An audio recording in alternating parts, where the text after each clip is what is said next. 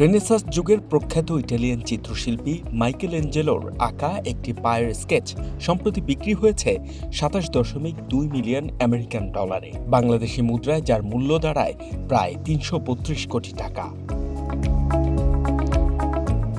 ধারণা করা হচ্ছে লাল চক দিয়ে আঁকা ছোট আকারের এই পায়ের স্কেচটি ১৫১১ থেকে ১৫১২ সালের মধ্যে আঁকা হয়েছিল। ওই সময় ভ্যাটিকান সিটিতে অবস্থিত সিস্টিন চ্যাপেলের ছাদের দ্বিতীয় অংশে কাজ করার প্রস্তুতি নিচ্ছিলেন মাইকেল অ্যাঞ্জেলো।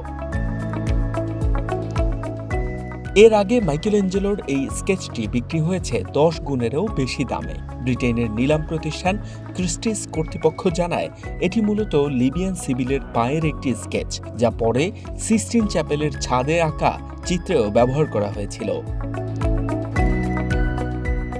কর্তৃপক্ষ বলছে স্কেচটির প্রকৃত মালিক তার দাদির কাছ থেকে উত্তরাধিকার সূত্রে ছবিটি পেয়েছিলেন। ১৭০০ সালের শেষ দিক থেকে তাদের পরিবারের মধ্যেই প্রজন্মের পর প্রজন্ম ধরে সংরক্ষিত ছিল এটি।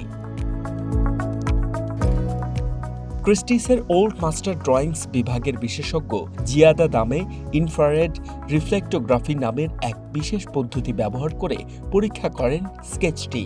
এই পরীক্ষায় কাগজের পেছনেও এমন কিছু চিত্র আঁকা ছিল যা মাইকেল অ্যাঞ্জেলোর কাজের সাথে মিল পাওয়া যায়।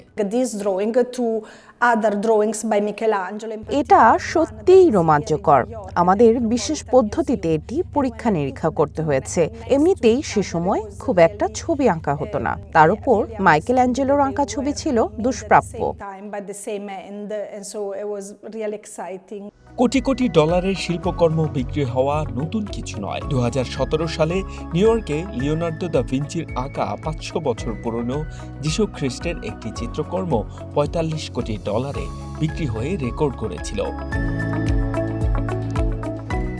H M Ataullah, one international desk.